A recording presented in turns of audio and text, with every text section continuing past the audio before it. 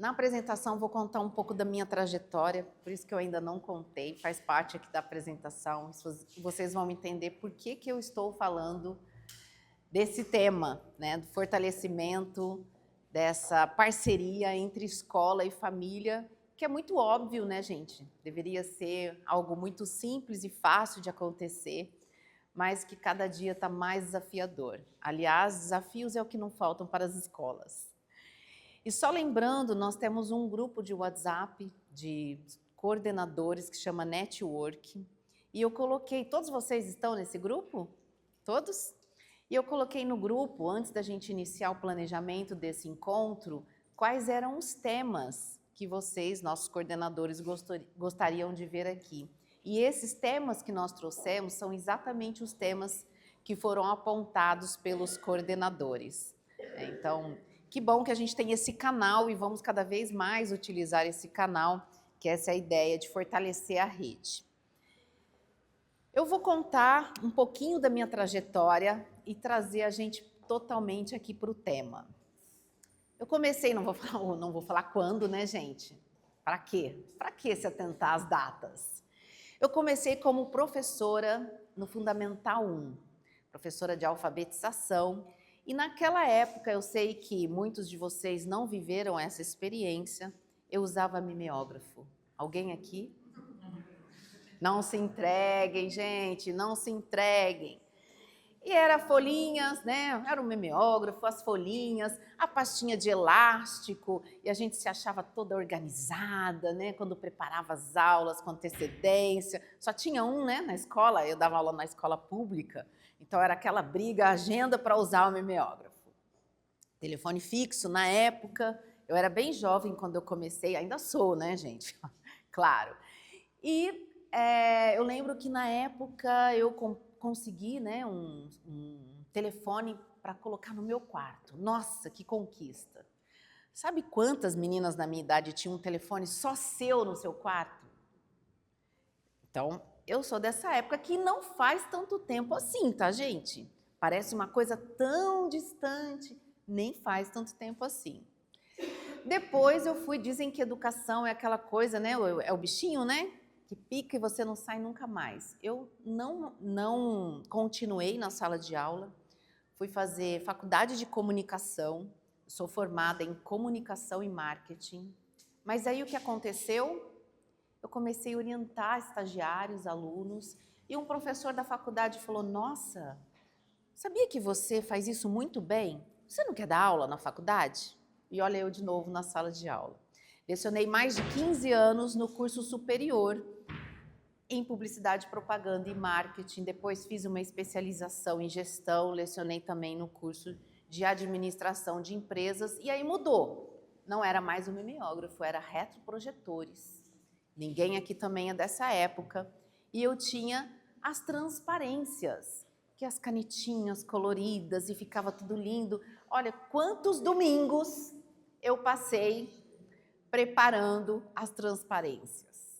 E depois isso evoluiu. Vieram então as impressoras e elas já imprimiam, que maravilha! A editora dos livros que eu adotava de marketing me dava um CD, né? Um CD, depois um pendrive, e eu já pegava as imagens do próprio livro e já imprimia na transparência. Nossa!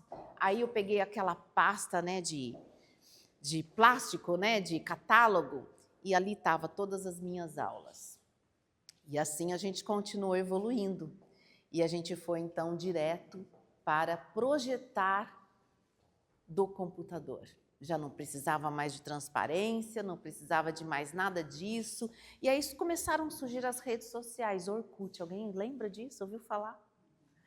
Começaram a surgir as redes sociais. Nem tanto tempo assim, olha como as coisas foram mudando. E depois, então, eu já casei, tive filhos, aí começa aquela loucura, né? Que mulher tem essa coisa, que eu não sei, né? Por que a gente equilibra todos os pratinhos, faz parte do nosso DNA.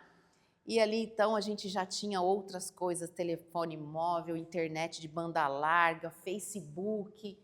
Olha como o mundo foi mudando em tão pouco tempo. Quando eu falo isso, parece que eu tenho mais de 100 anos, né? E não é. E hoje nós estamos, então, arquivo na nuvem. Gente, eu estava tentando explicar para o meu pai esses dias o que é um arquivo na nuvem. O meu pai não é nem da época dos computadores. E eles são jovens também, super ativos. E eu estava tentando explicar para o meu filho o que era a internet de escada, que fazia aquele barulhinho, lembra? Olha que loucura! Eu estou falando de quantas décadas? Não é muito tempo. E hoje o que nós temos? A lista, como a lista foi crescendo? O tempo, eu tenho um primo que ele fala, Érica, o seu dia não tem a mesma quantidade de horas que o meu, não é possível que você dê conta de tudo isso. Pois é, a gente está dando conta. Só que hoje nós temos telefone móvel, e-mail, internet móvel, Facebook, Instagram, LinkedIn, WhatsApp. Eu não sei vocês, mas tem hora que eu tenho 2 telefones, um pessoal, um profissional. Tem gente que manda mensagem pelo WhatsApp, tem gente que manda pelo Teams, tem gente que manda pelo Instagram, tem gente que manda pelo Facebook. Tem hora que você se vê perdida de tantos canais de comunicação, de tantas mudanças. E agora nós temos inteligência artificial, que eu também estava tentando explicar para o meu pai, porque ele vê as coisas, né? Ele me pergunta, me explica esse negócio de inteligência artificial, mas como assim inteligência? Vou eu explicar para os meus pais o que é isso. É muita, muita, muita mudança. Muita mudança. E eu acho que a maioria de vocês passaram, né, por um processo parecido com o meu. E hoje eu tenho, então, eu estou falando que eu estou explicando para os meus pais, eu tenho, então, a geração dos meus pais, que não viu nada disso, eu tenho a minha geração, e eu tenho a geração do meu filho, que esses dias o meu filho estava me ensinando a usar o Cloud, que é uma inteligência artificial dentro do Excel, do PowerPoint, do Word. Alguém aqui já o utilizou? Isso vai viciando a gente, né? É impressionante. Eu falo para ele, me ajuda a montar uma planilha assim, assim, assim. Já usou, Guilherme? Ele começa a fazer uma outra planilha. Posso abrir uma pasta? Eu falo, posso. Ele abre uma outra pasta. Eu posso usar isso? Eu falo, posso. Eu fico assim. Aí, o dia que ele me ensinou, eu falei, como assim? Ele está montando para mim a planilha. Ele ria, meu filho ria. Meu filho tem 21 anos. Então, eu estou explicando para o meu pai o que é o arquivo na nuvem e meu filho me ensinando a usar o Cloud. E aí eu fiquei pensando, gente, mas meu filho me ensinando, eu falei, como é que meu filho vai arrumar emprego? Porque nós, quando começamos, nós começamos como assistente, analista. O Cláudio já é o assistente, já é o analista. Que loucura é essa? A cara da Ana. E aí, como é que eu tô? Eu tô assim, não sei vocês, eu tô assim. Às vezes eu falo, gente, peraí, calma, deixa eu me organizar. E agora eu voltei para usar o caderno de papel, porque agora eu estou fazendo pós-graduação em neurociência, apaixonadíssima pelo tema, e eu estou vendo quantas coisas que a gente deixou de fazer prejudica a nossa aprendizagem, como, por exemplo, a anotação no caderno, que eu tinha abandonado. Quem é do meu time sabe que eu tinha horror a cadernos, né? Porque como a gente viaja muito, é muito prático você deixar tudo na nuvem. E como isso prejudica a nossa aprendizagem. E aí, então, eu falo, calma, foca. Né? E o estudo da neurociência está me ajudando muito a resgatar coisas que, inclusive, contradiz com a pedagogia. Né? Então, fiquem atentas a isso. Coisas que a pedagogia disse, não, isso não é bom, agora a neurociência vem comprovando, não, volta, isso é bom. E é isso, né? É um eterno aprender, um eterno aprender. E aí, aqui está o meu QR Code, depois eu vou deixar ele maiorzinho para vocês. Eu procuro, inclusive, gravar vídeos, alguns de vocês me acompanham, já viram, para ajudar os pais a entenderem do que é que nós estamos falando aqui nessa sala. E é isso que nós vamos falar um pouco hoje. Porque se nós, que somos da área de educação, estamos passando por todas essas mudanças e temos dificuldades, se colocam no lugar desses pais. Além do meu trabalho profissional, eu tenho alguns projetos pessoais e eu trabalho muito com aconselhamento de famílias. Até porque eu sou da área de educação, ajudo muito essa questão da educação de filhos. Isso é um trabalho religioso que eu tenho. E eu vejo, às vezes, gente, que são dúvidas tão pequenas e que, para nós, que somos da área de educação, é tão óbvio que eu penso, não, é um projeto de vida meu, eu tenho a obrigação de ajudar esses pais. Porque eu tive o privilégio de trabalhar numa área que me ajudou demais a educar os meus filhos.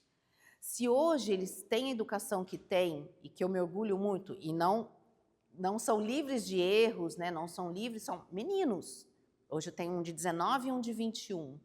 Os dois estudaram nas escolas do grupo, os dois estão fazendo faculdades federais, e eu vejo que muito do que eles estão conquistando é fruto da educação que eu, por conta da minha profissão, consegui orientá-los.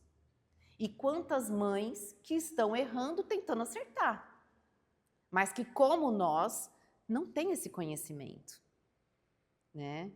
Então, esse é um projeto pessoal e que bom, né? Ele caminha com o meu projeto profissional. Ele está totalmente ligado. E aí, então, eu pergunto, e as famílias, né? Como elas estão? Que é tudo isso. Se para nós está difícil de entender, você já imaginou para a mãe que é fono, que tem uma facilidade melhor, mas que é contadora, que é engenheira, ou que é dona de casa? Como ela está?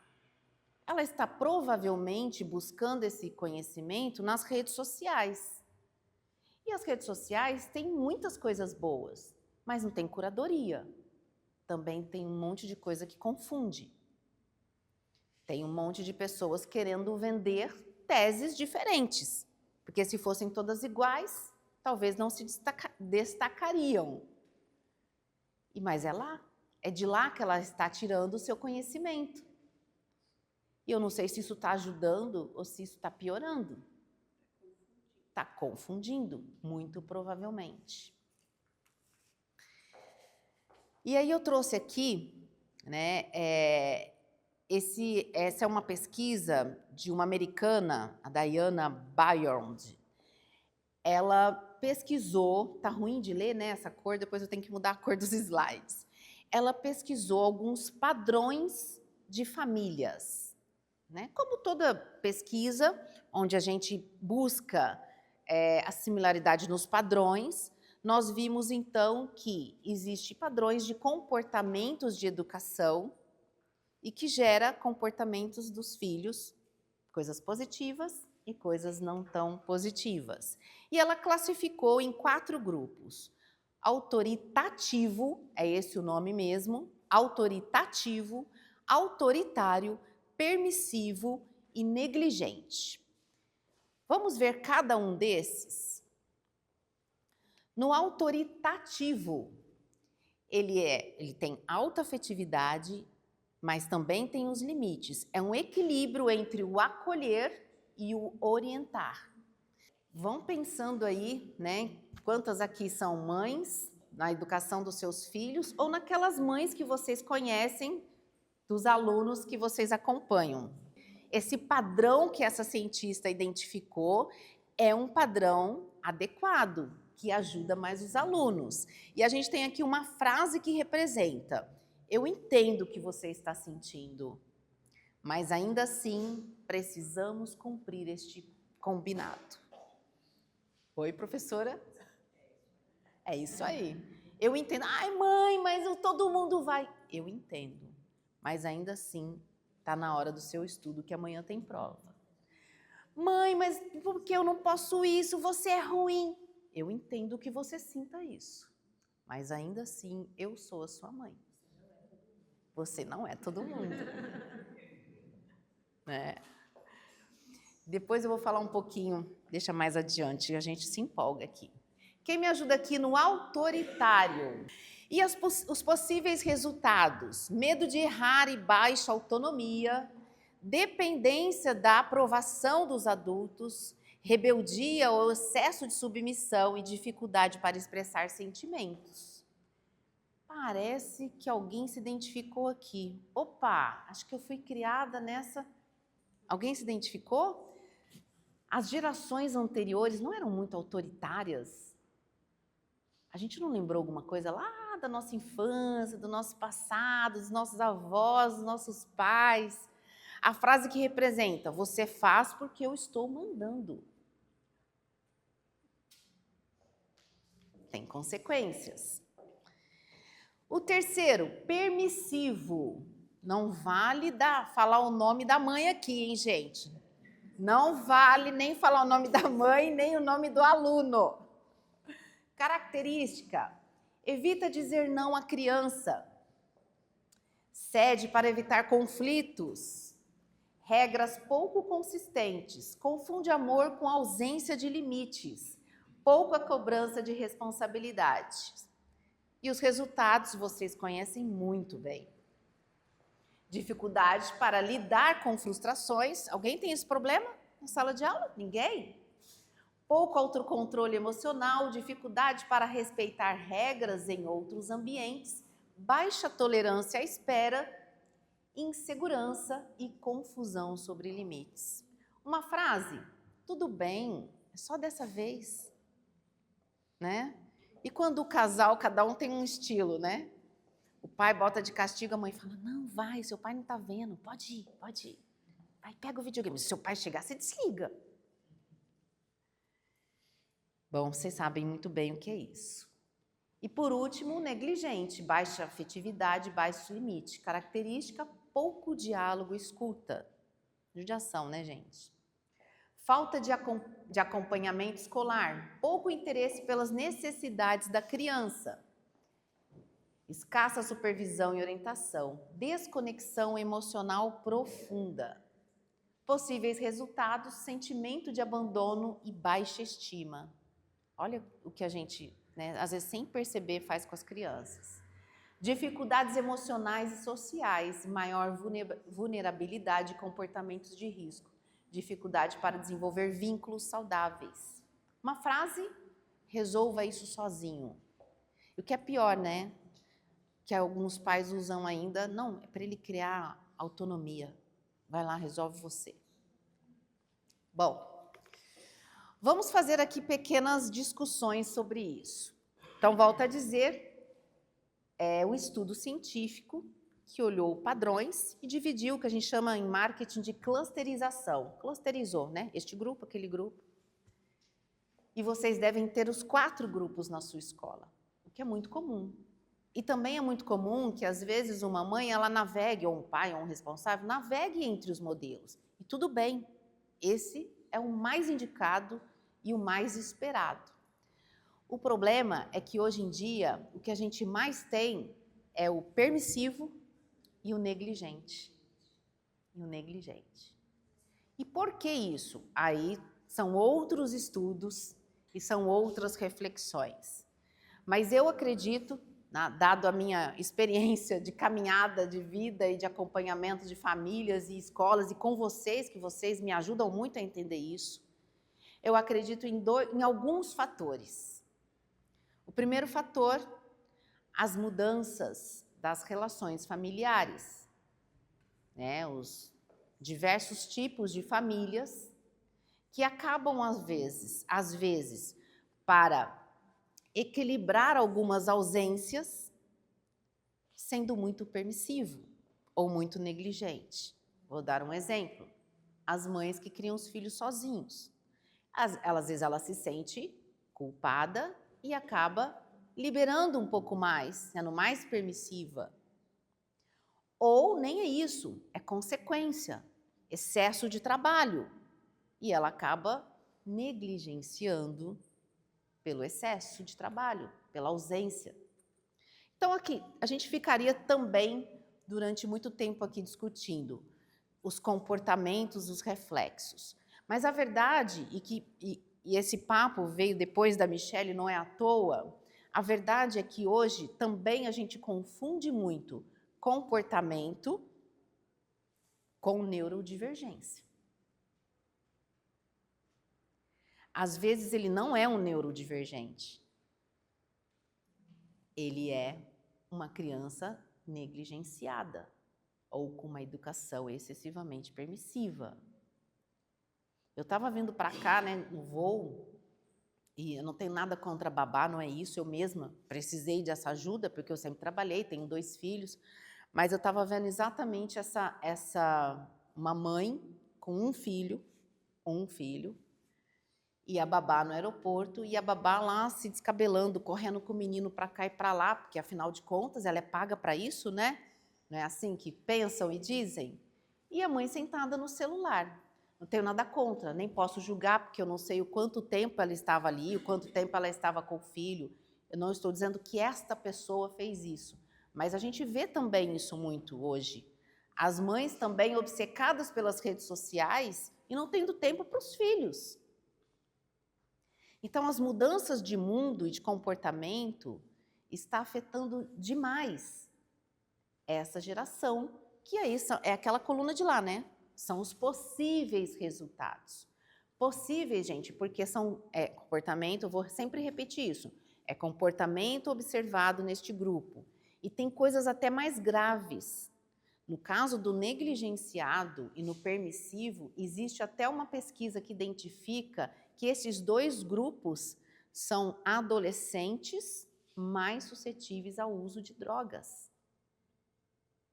Então, é muito grave. Não é só o fato de ser um comportamento não adequado na sala de aula. É muito mais grave que isso. E depois a gente vai ver também os casos de sucesso profissional, como eles estão também relacionados a esse padrão, né, a esse modelo de parentalidade. Que parentalidade nada mais é a forma como nós educamos os nossos filhos. O problema é que, deixa eu avançar um pouquinho para ver se o problema é que, sabe aquele ditado popular, filho não vem com bula? Ou aquele ditado, ninguém faz curso para ser pai e mãe? É verdade. Né? Tem até a comunicação, as propagandas, né, usam, quando nasce um filho, nasce uma mãe. É verdade. Ninguém nasceu mãe. Ninguém fez faculdade para ser mãe. Mas todas essas mudanças de sociedade têm colocado tudo isso num grande, eu falo, num grande centrifugador, né? Bota tudo lá e bate tudo e vê o que sai. Mas antes disso, eu quero fazer um teste aqui com vocês. A Ariela vai me ajudar lá no Kahoot. Vamos ver se... Eu queria... Esse conceito não é novo, é da década de 60, e depois ele foi aperfeiçoado e mais divulgado recentemente. A grande maioria, podem ler esse QR Code, a grande maioria de todos os profissionais que vocês veem hoje, de psicologia, de socioemocional, utilizam muito essas pesquisas. E eu queria perguntar para vocês, quantos de vocês conheciam esses 4 tipos de parentalidade? Conseguiram acessar? Sim?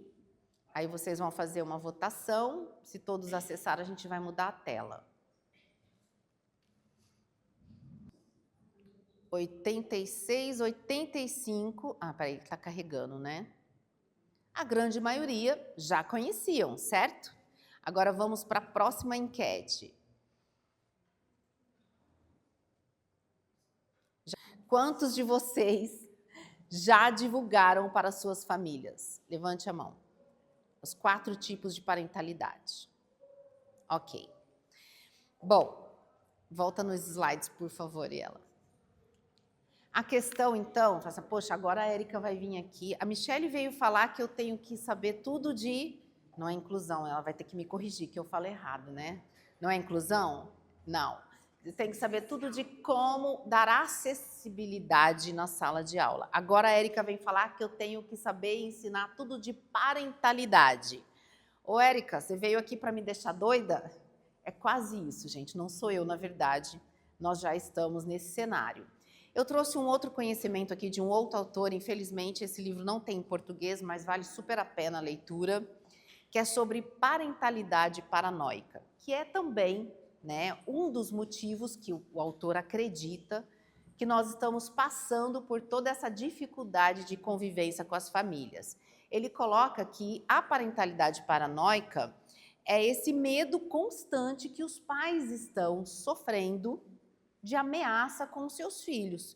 Que tipo de ameaça? Diversas. Nas grandes cidades, sequestro, não é muito o caso de vocês, mas para quem mora em São Paulo, quem aqui já morou em São Paulo? Eu até hoje ponho minha bolsa no porta-malas do carro, para você ter ideia, a gente não anda com bolsa no carro. Em São Paulo, a gente anda com 2 celulares, uma conta, um Pix para o assaltante e o Pix que a gente usa normalmente. É assim a nossa vida em São Paulo. Então, como é que é esse pai? Como é que ele deixa a criança na escola e vai embora tranquilo, acreditando que todo mundo que está cuidando do filho dele é gente boa? Olha só, Rio de Janeiro, tem pessoas do Rio aqui, é a mesma coisa. Medo de bullying. Quantos casos nós temos de bullying, de crianças, de adolescentes que tiram a própria vida por conta do bullying? E como é que ele vai deixar o filho na escola e, que bom, confia em todo mundo, né? Fracasso escolar, porque o mundo está cada vez mais competitivo, né? Existe até, eu odeio ouvir isso quando fala para ser alguém na vida. Como assim alguém na vida? Ele já não é alguém? Mas esse pai está nesse cenário. Sensação de mundo mais perigoso do que realmente é. Sabe por que isso? Porque existe um negócio nas redes sociais, que vocês sabem tanto quanto eu, que chama algoritmo. Uma vez a criatura clicou lá, talvez até sem querer, numa notícia ruim, agora só vem notícia ruim. Só vem notícia ruim. Isso chama algoritmo. Você soube lá do menino que perdeu a vida, clicou, leu, curiosidade, leu. Só vem isso agora. Algoritmo. Então esse pai está inserido neste mundo. Supervisão excessiva, né? Crianças com pouca autonomia, agenda hiperestruturada, porque aí o pai então fala, vou colocar no esporte, vou colocar na cultura, porque esse mundo está perdido, ele não pode brincar com o amiguinho, com o vizinho, não pode ir para casa do amigo. Quanta gente fez isso na vida? Não pode, porque vai que o pai, a mãe, bota em tudo quanto é atividade, enche o dia do garoto, achando que está ajudando. Mentira, gente. Baixa tolerância ao erro. Os adultos resolvem antes que a criança tente. Dificuldade de desenvolvimento e resistência. Nossa, meus filhos são, como eu disse, né, são 2 meninos que sabem fazer tudo. Aprenderam a cozinhar, aprenderam a lavar roupa, aprenderam tudo. Gente, que trabalho que dá isso. Você fala, vai lá, lavar a louça. Aí o garoto lava a louça, larga o fogão, larga não sei o que. Aí você vai lá, vem aqui, você esqueceu isso aqui. Aí ele vai.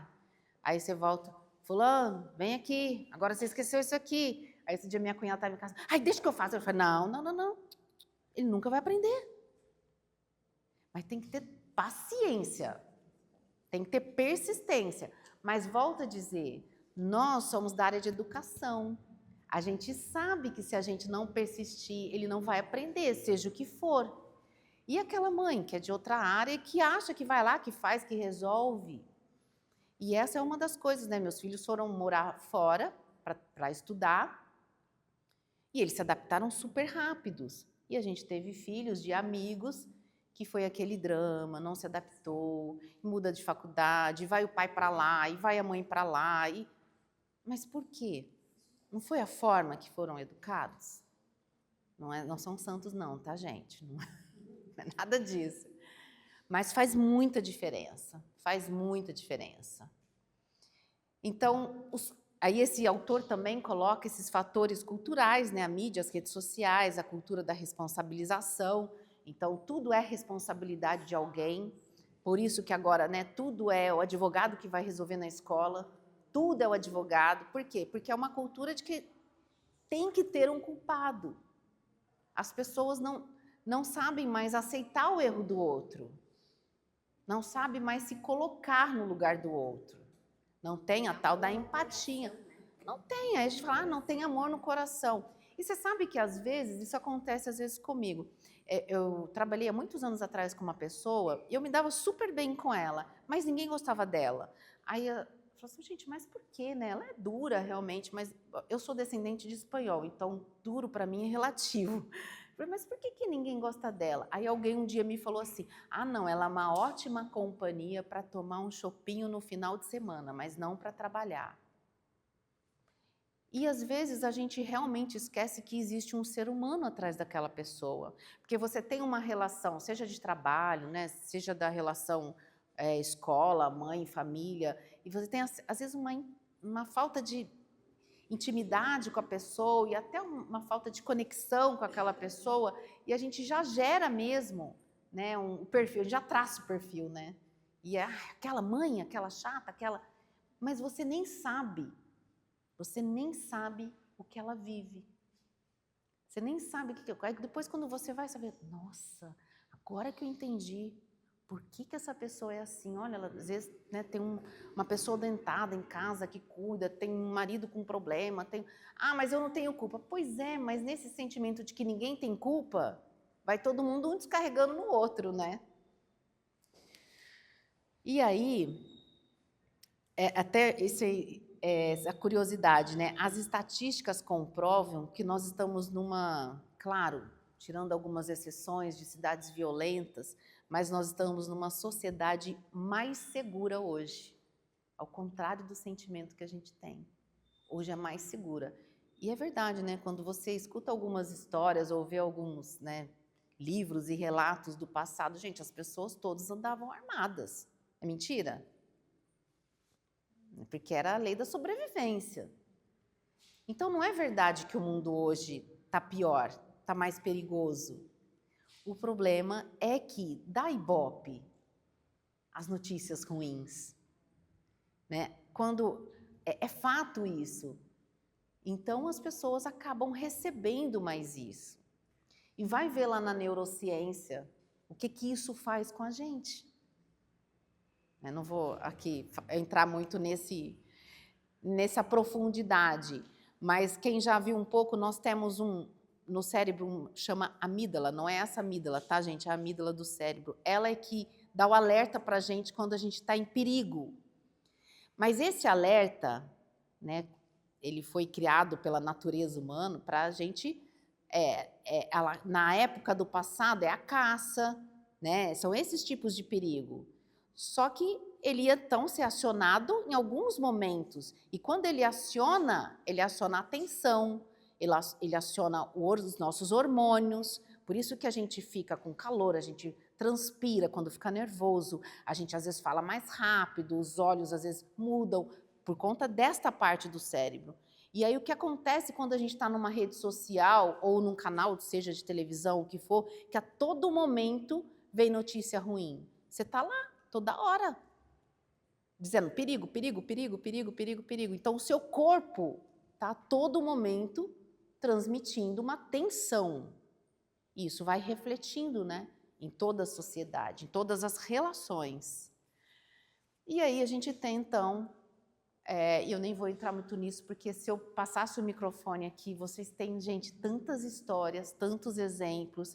Eu fiquei dias dando risada no bom sentido do que ela me contou, que a mãe perguntou, eu quero saber, eu vou te contar porque que eu dei risada disso, eu quero saber que mosquito picou meu filho.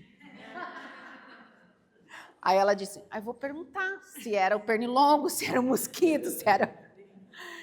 Eu dei risada porque aquele Diogo Almeida, que faz, né, ele abriu o canal dele para dizer, conte as situações mais bizarras que aconteceu, e teve um caso de um mosquito, e eu lembrei de você na hora. Quero saber que mosquito picou meu filho. E é isso que a gente tem, né? E aí, a reflexão que eu quero trazer na maioria das vezes, a parentalidade permissiva ou negligente não nasce da falta de amor. Eu não acredito nisso, que uma mãe e um pai erra na criação do seu filho porque quer. Não é. Ela pode ser consequência de sobrecarga, de insegurança, tudo isso que a gente falou aqui, né? Mas, na verdade, no fundo, são as consequências da nossa sociedade que a gente está vivendo. São as construções de tudo que a gente fez e chegou até aqui. E aí, eu já falei um pouco disso, né? As mudanças nas configurações das famílias, a falta de tempo, já falei bastante disso, a tecnologia, a hiperconexão, o cansaço e a sobrecarga.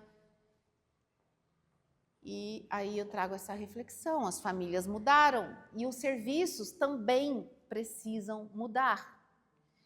E agora, longe de mim querer puxar a orelha de vocês de forma alguma, tá, gente? Não é esse o meu papel. O meu papel é trazer o seguinte: se a gente não ajudar essas famílias, não tem outro caminho. Não tem. Não tem, porque assim, mas vai dar ruim. Não, já deu, gente, já deu ruim. Já deu. Né? A gente já está vivendo um momento muito ruim nessas relações. Vocês sabem disso muito melhor que eu. Então, eu penso, e depois deixa eu ir embora para vocês me xingarem, tá? Não me xinga agora, não. Tenha piedade. Eu penso que também é o nosso papel. Também é o nosso papel ajudar esses pais a entenderem que as atitudes deles podem estar prejudicando os seus filhos. Eles não entenderam. Quando eles liberaram tudo para esse filho, foi na mais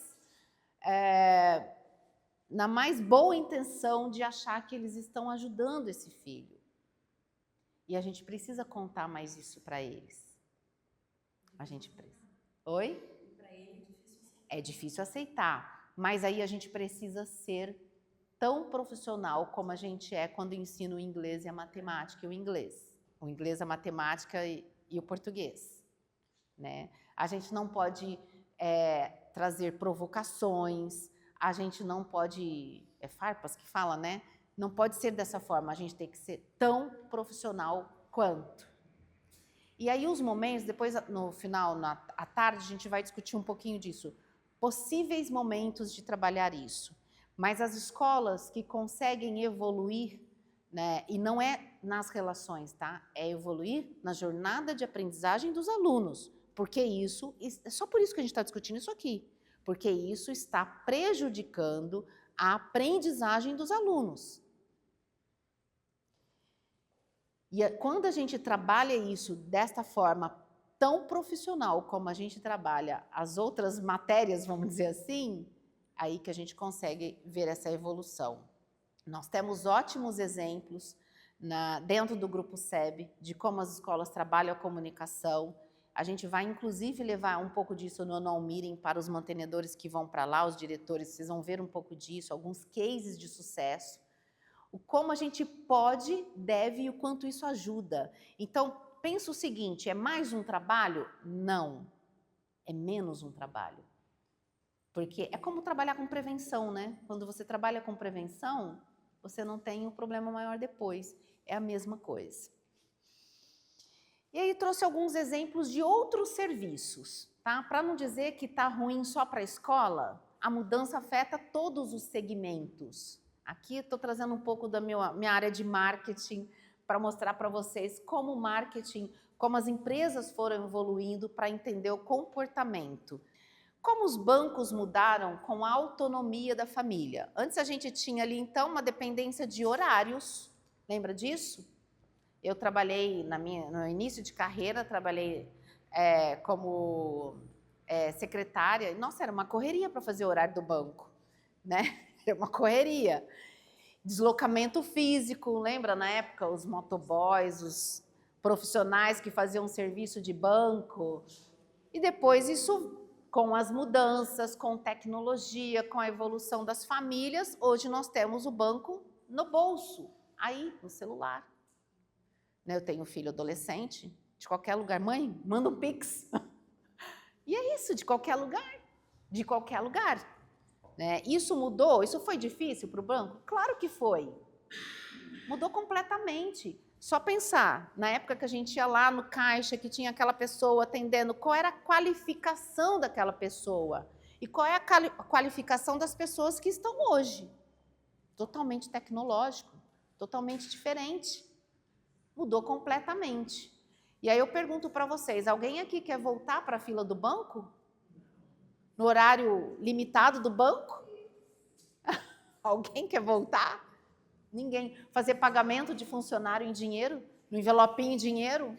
Lembra disso? Ninguém quer voltar.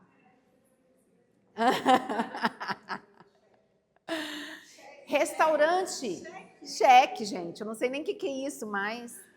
Gente, os restaurantes agora que aceitam os pets e ainda tem o cardápio para os pets. Não sei se aqui é comum, em São Paulo isso é bem comum, né? Bem comum. Não estou perguntando se você concorda ou não concorda. Eu estou dizendo que existe uma parte da população que está investindo nisso. E existem empresas que estão ganhando com isso, oportunidades de mercado. E então, mudaram completamente a sua forma de oferecer o serviço. Hotelaria. Gente, hotelaria. Quantas vezes a gente viajava sem reserva porque não conhecia o lugar, era por telefone, não sabia onde você ia ficar, se era uma surpresa ou não. Hoje, quantos sites, quantas opções nós temos, sem contar os formatos. Eu até achei interessante, né? Porque eu fiz uma viagem com meu filho mais velho e eu, na minha correria, falei, olha, reserva aí, vai reservando o hotel lá para a Espanha. E aí ele falou, mãe, peguei um hostel. O quê? Você tá louco? Não, mãe, um hostel legal. Eu não entendo, gente, eu nunca fiquei no hostel, mas eu já imaginei aquelas coisas malucas, né? Eu falei, não, filho, não, hostel não. Mãe, calma, mãe, confia, porque ele queria ficar lá, bem no centro, né, no centro antigo e tal, que nós ficamos em Sevilha, e aí desse lugar a gente via a Giralda, ouvia, né, o sino da Giralda. Não, mãe, confia, esse palavreado, né? Mãe, confia. Aí eu fiquei tão angustiada.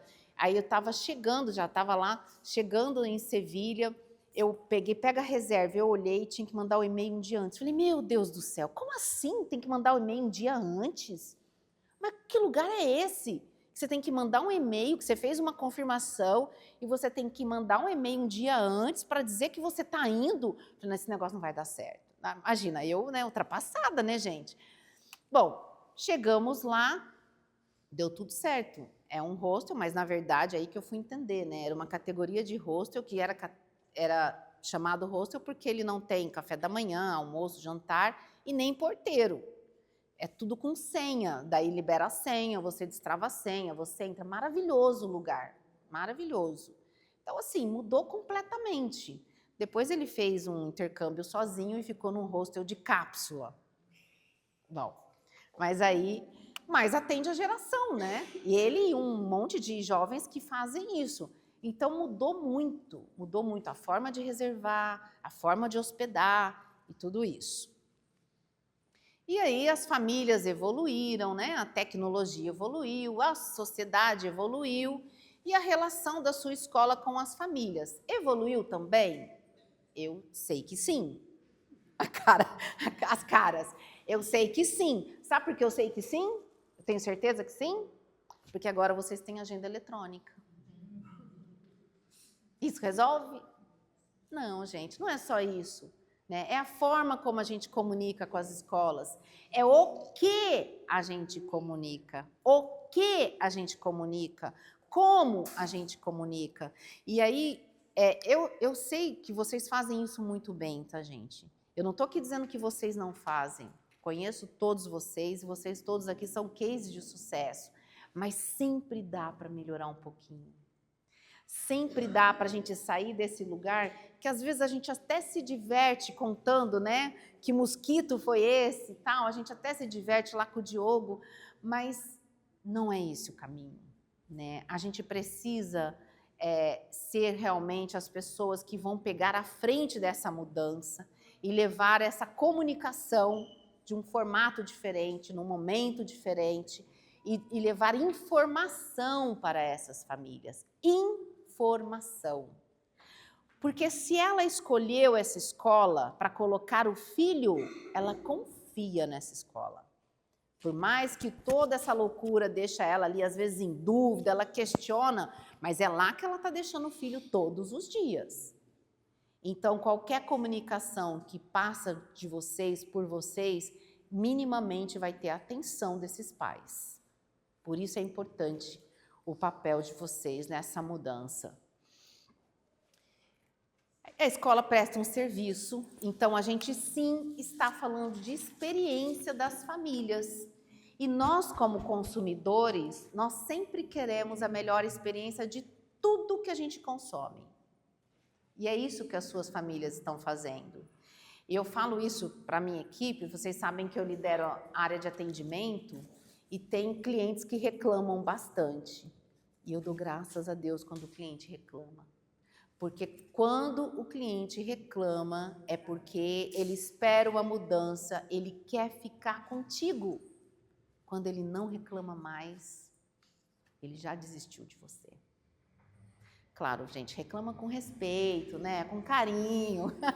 Mas reclamem, né? Não precisaria reclamar, obviamente. O melhor é a gente não precisar reclamar. Mas o que eu quero dizer é justamente isso. Se ele está ali te questionando, é porque ele acredita em você. Ele está ainda querendo continuar ali, senão já teria levado o filho para uma outra escola. E aí eu trago um pouco do conceito de comunicação. Eu não vou entrar aqui muito, né, na base, mas a gente sempre numa comunicação tem um emissor e um receptor. Se a gente não entende essa mudança de mundo, essa mudança dos canais de comunicação, o que eu estou fazendo não é comunicação. Não é. Se eu não entendo o comportamento dessas famílias, eu sempre falo a causa raiz, né? Sabe por que, de repente, ele veio aqui e se preocupou com o mosquito? Porque está um surto de dengue, de repente, e aí eu preciso comunicar ações da escola contra a dengue. Aí traz os meninos para ajudar e faz o trabalho, não sei o quê. Isso é comunicação. Não é só o que eu mando lá no binóculo, na agenda digital. Tudo isso é comunicação. E quantas coisas a gente faz na escola que os pais não ficam sabendo? Né? Às vezes o menino está lá repetindo um monte de coisa em casa, o pai, nossa, onde esse menino aprendeu isso? E perdemos a oportunidade de contar para o pai por que ele chegou com esse repertório novo. Porque tem um projeto sendo desenvolvido lá na escola. Então, eu falo isso desde a minha época de comunicação, né? Que todas as escolas têm o projeto de plantar alguma coisa. Uma cenoura, um pezinho de alface, alguma coisa. Mas tem umas que fazem disso um grande evento. E outras fazem que os pais nem ficam sabendo. Ou nem porque fez. Porque fez. Perdemos a oportunidade de contar para os pais todas as habilidades que ele está desenvolvendo com aquele projeto. O quanto aquele projeto é importante para o desenvolvimento do seu filho. E como aquele pai, aquela família pode colaborar em casa para que essa aprendizagem seja ainda maior. Nossa, Érica, mas isso dá um trabalho? Dá mesmo. Isso dá um trabalho. A gente tem que criar cronograma, a gente tem que criar conteúdo, às vezes tem que ter um profissional de comunicação. Mas sabe aquelas escolas que tem fila de espera? Sabe aquelas escolas que cobram 2 vezes mais do que, às vezes, a sua escola? Vai lá e olha. Pode ver que ela faz isso bem.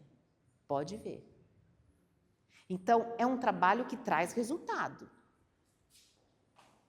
Eu queria agora que vocês me dissessem, na experiência de vocês aí do dia a dia, o que mais causa ruído no dia a dia. Tipo, é a mãe que não entende a proposta pedagógica da escola, é o dia do brinquedo que dá confusão, enfim, o uniforme que o menino não quer colocar, não sei. Eu mapeei isso com algumas escolas, né, de papos que a gente tem, e aí eles trouxeram que a proposta pedagógica, que é a falta do entendimento da proposta pedagógica. Então, o questionamento daquela tarefa que é muito ou que é pouco, aquele trabalho que era para fazer com a família e que deu trabalho, que a mãe não tinha material, que alguma coisa assim, enfim, para que fazer aquilo, para que fazer no final de semana, eu trabalho, eu não tenho tempo, falta de entendimento da proposta pedagógica. Importante a gente entender essas coisas, porque se a gente entender os principais motivos e trabalhar um cronograma de comunicação, a Lívia vai ajudar vocês à tarde a pensar um pouco nisso, você pode casar essa comunicação com o seu cronograma pedagógico. O que eu quero dizer com isso? Você vai começar um projeto, você já começa essa comunicação. Você vai entrar no período de avaliação, você já começa a explicar, alguém colocou lá, né, as notas, as provas estão difíceis. Você começa a explicar a questão do porquê que tem avaliação, como funciona a avaliação. Ah, Érica, mas o pai não lê. Eu sei, gente, é que a maioria não lê, mas muitos leem, né? E a gente tem que trabalhar sempre com isso. E a gente vai trabalhando as diversas possibilidades. Você trabalha a agenda, você trabalha numa reunião de pais, você trabalha num outro evento, você trabalha uma comunicação impressa. Não existe comunicação de uma única forma, um único veículo que vai resolver tudo. Por isso que eu estou dizendo, vamos fazer um planejamento. Várias possibilidades, já cria um cronograma anual e você vai começar a entrar isso na rotina, mas sempre casado com o seu planejamento pedagógico. Todo ano é a mesma coisa, né? Todo ano é a mesma coisa, exatamente. Exatamente. O tempo, quanto tempo eu tenho? Acabou meu tempo? Nossa, mas ninguém está com fome? Estou brincando, vou acelerar aqui. Exatamente isso, Lélia. A gente trabalha na empresa também, né? A gente tem várias escolas, muitos alunos. A gente tem um cronograma que agora, meados de setembro, a gente já começa a atualizar esse cronograma. Depois desse cronograma, ele entra na rotina do time. Então, sempre tem que ter o time estratégico, que são vocês que estão aqui, e o time de execução. E o perfeito é quando você trabalha essa estratégia com antecedência e deixa na mão da execução com orientação. Então, esse é o segredo para dar conta de tudo, né? Então, aí isso cai na rotina. A diversidade das famílias também gera muitos ruídos. E aqui, o ano passado, a gente trabalhou muito sobre posicionamento. Não tem jeito, se a gente não se posicionar, ninguém vai agradar todo mundo. Não existe, gente, não existe. Eu falo, se nem Jesus Cristo agradou, ninguém vai agradar todo mundo. Mas desde que está claro qual é o seu posicionamento, diminui os ruídos. Ah, essa é uma escola cristã. É uma escola cristã. Ah, mas é uma escola cristã. Ou essa não é uma escola cristã, essa é uma escola... Entendeu? Então, assim, fica mais claro para os pais. O seu posicionamento ajuda nos ruídos.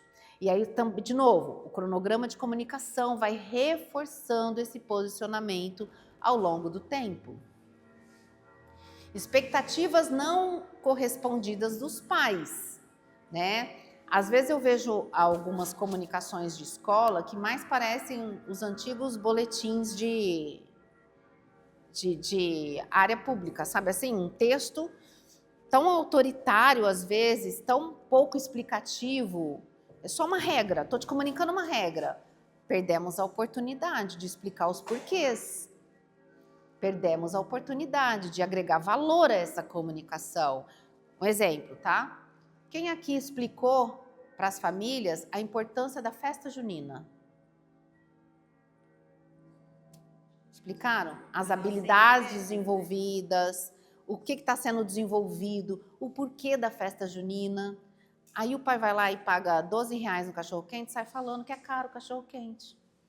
Porque ele só achou que era um meio de ganhar dinheiro da escola. Ele não entendeu para que existe a festa junina. Então, percebe a mudança na comunicação? Comportamento entre alunos, né? Todos vocês têm um manual do aluno, acredito que sim. Entrega no dia da matrícula e não se fala mais nisso. Tem que lembrar. As regras são claras e estão no manual. Mas quem que fica lendo o manual? Então, a gente tem que ficar lembrando. A cada momento, a cada comunicação, a cada evento, tem que trazer. Isso faz parte do posicionamento também da escola. Desconhecimento das políticas e combinados da escola, é a mesma coisa do manual que eu comentei. Preocupação com a segurança, né? A gente teve aquele boom de preocupação com a segurança, quando teve aqueles casos, agora já parece que já esqueceram um pouco. Então, é sempre bom a gente, de novo, políticas, práticas da escola. E aí, uma boa comunicação precisa ser clara e assertiva. Não adianta ficar jogando verde para alguém colocar a carapuça, né? com muita delicadeza, com muito respeito, mas tem que ser assertiva, tem que ser clara. Aqui pode, aqui não pode. Pode, porque não pode. Porque aceita, porque não aceita. Né? Neutralidade. Antecipação, que é o que eu comentei, né, do preventivo. Acolhimento, parceria e uma estrutura, né, de uma comunicação não violenta. Isso vocês vão trabalhar à tarde, uma sugestão de plano de ação. A Lívia vai ajudá-los a pensar num plano para trabalhar isso, que nada mais é do que revisar o que vocês já têm tudo pronto, já está lá, revisar, alinhar e implementar. Passei um pouquinho do tempo aqui, acho que até travou aqui, ó. Então, é um olhar para dentro, todos vocês têm uma cultura. Essa cultura, normalmente, ela nasceu da cabeça do diretor, de quem fundou a escola, de quem está à frente da escola. O problema é que quando a gente não comunica essa cultura, a cultura começa a ser de quem está no dia a dia mais próximo do aluno. O que eu quero dizer com isso? Quando você não comunica, a cultura da sua escola passa a ser do seu professor, que está na sala de aula com seus alunos. A sua escola começa a ter a cara daquele professor, e como não é só um, ela tem muitas caras. É aí onde gera a confusão e a falta de comunicação. A comunicação tem que ser institucional. Não é cada um que decide. É o dono da escola, o diretor da escola que decide. Né, Priscila? A pergunta-chave é: estamos prevenindo conflitos ou estamos reagindo a eles? Aí a gente chega no caos que estamos hoje. Ah, meu Deus, eu apago incêndio, eu faço uma lista de coisas, chego na escola, vou embora e não fiz nada. Por quê? Se eu não trabalho preventivo, eu sei que não é tão simples assim, eu sei que sempre vai ter uma coisa ou outra que vai fugir, mas quando eu não trabalho preventivo, eu estou reagindo às coisas que saíram fora do controle, né? E alinhar e implementar, vamos fazer isso à tarde. Mudanças de mentalidade. Aqui eu acho que é uma coisa que a gente precisa trabalhar com a nossa equipe. Volto a dizer, às vezes a gente dá risada, a gente ri da situação, fica bravo com a situação, mas lembra que todo o nosso time segue o líder. Vocês são líderes. Eu e o Alê estávamos falando ali, né? Gente, o papel do coordenador é 100% gestão de pessoas. Alguém duvida disso? Gestão de pessoas. E aí, a gente fica repetindo, os alunos estão difíceis. Ah, se os alunos estão difíceis, eu não tenho nada para fazer, a culpa não é minha, é do aluno. Não é verdade. Os alunos mudaram e as nossas estratégias precisam mudar. A professora ganha pouco. Não é verdade. Ah, não sei, aqui não é verdade. Aqui não. Não é verdade. Se a gente comparar outras profissões, não é verdade. Isso ficou no dito popular e ficou matando. Ficou no dito popular, não é verdade. Compara outras profissões. Esses dias meu filho perguntou, mãe, quanto ganha um professor de cursinho? Eu falei, falou, louco, mãe, você é professor. Eu falei, quem disse para você que ser professor é ruim? Caiu no dito popular e a gente está deixando. A gente está deixando. Então, precisamos melhorar essa comunicação. Os pais estão difíceis. De novo, as famílias estão mais participativas. Em todos os serviços são assim. Em todos os serviços. É só olhar o nosso comportamento. Quando a gente vai, sei lá, numa concessionária trocar o carro, num hospital, precisar de um serviço, de um exame, nós somos exigentes. Eles são o que nós somos em outros serviços. A professora tem muitos alunos. Gente, isso talvez ainda é algo que está acontecendo na rede pública. Na privada, não mais. Não mais. Precisamos mudar o discurso, porque isso são coisas que passam, né, entre eles. No meu tempo não era assim. Gente, isso não ajuda nada. Um monte de coisa não era assim no meu tempo. Mas, olha, tem muita coisa melhor hoje. Né? Tem muita coisa melhor hoje. Então, é uma mudança de mindset. E eu trouxe de uma escola que não é Santa Catarina para não gerar ciúmes, porque eu sei que muitos de vocês também fazem muito bem. Mas eu gostei muito do post dessa escola, que ele está explicando o porquê da tarefa. Quantos de vocês já colocaram em suas redes sociais porque tem tarefa, o objetivo da tarefa, como deve ser a tarefa, como o pai pode ajudar a tarefa, que não é o pai fazer a tarefa, que tem videoaula, que não, ele não precisa saber a matemática, é só o garoto ler lá na videoaula. Então, lembra do cronograma? Vamos trabalhar o cronograma? Às vezes você está lá pagando uma agência, a agência está postando um monte de coisa que nem agrega tanto e tá aqui, ó, você que tem que brifar a agência. Hoje tem, eu trouxe esse exemplinho aqui, né? Hoje tem a IA que ajuda muito, né? Você bota lá na IA, eu ajudo vocês se vocês quiserem a criar um agente, treinar um agente. Você pode ter um profissional ali do seu lado te ajudando a fazer uma comunicação rápida, bota na gráfica, imprime e acabou. Né? E você já tem aí uma campanha prontinha. Prontinha. As minhas redes sociais, sempre que posso, gravo um videozinho lá para ajudar as mães. Então, me acompanhem, divulguem aí para os seus, para quem vocês acharem importante. Tá bom? Muito obrigada, gente. À tarde a gente vai refletir um pouquinho mais sobre isso.